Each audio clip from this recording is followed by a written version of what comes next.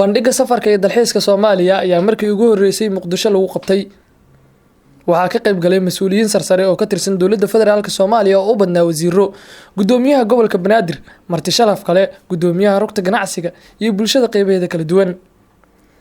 ujeedka bandhigan ayaa ah muhiimadda ay leedahay dalxiiska Soomaaliya iyo sidii dib loogu soo celin lahaa waqti dheer kadib.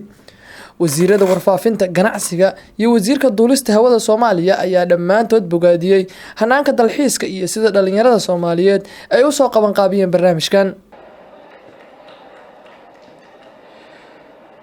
runtii aad ayaad u mahadsantihiin. waxaan rajaynayaa ama aan ogahay in carwooyin bandhigyo noocaana ay ayaguna soo socdaan. ganacsatada Soomaaliyeed sektor walba ha noqoto ama qayb walba oo ka mid ah maanta waxay u soo jeesteen inay waxa ay hayaan waxa ay alxamdulillah bulshada u qabtaan inay u soo bandhigayaan dadkooda Soomaaliyeed. waxaan rabaa oo kaliya maadaama aan matalo dhinaca gaadiidka iyo duulista rayidka in aan idin sheego taariikhda ay ku bilaabatay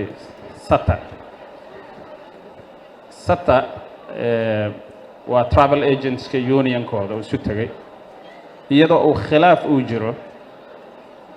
uu ka jiro dhexdooda iyo meelo kale oo duwan oo la diidan yahay in la bilaabo ayaa waxaan ku dhiiranay inaan abaabulno aana samaysno unionkaas.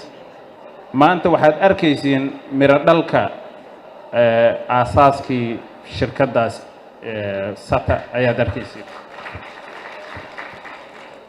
wax kasta oo la isku dayo wuu miro dhalaa. waxaa jiray xilli naloo sheegi jiray amaanayaa dhammaan hay-adihii shirkan iyo quruxdan soo qaban qaabiyey ee kuwa dawladda iyo kuwa private-ka lahaa. waxaan u mahadnaqayaa xarunta Sahal oo runtii space-kan fiican ee qurxan meef munaasabadan aadka u quruxsan na siisay.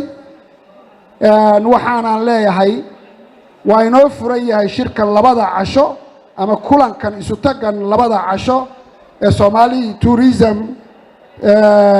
and Travel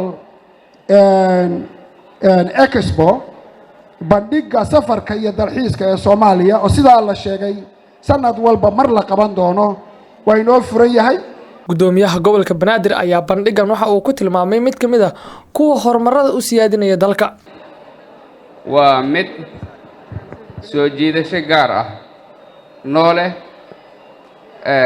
qalbi qaboojis wanaagsan u ah bulshada Soomaaliyeed, rajo u ah ubadka Soomaaliyeed, dhalinyarada Soomaaliyeed. runtii waxay noo muujiyeen haddii la dadaalo in guulo la xaqiijin karo. dalkan muddadii aan soo joognay marxalado badan oo dhibaatooyin ah ayaa la soo maray. dhibaatooyinkii la soo maray sida looga soo kabtay ayay markhaati cad u tahay. bandhigan ayaa 2 maalmood ka socon doona magaalada Muqdisho waxa uu noqonayaa mid sanadle ah oo sanadkiisii ugu horeeyay lagu qabto magaalada Muqdisho.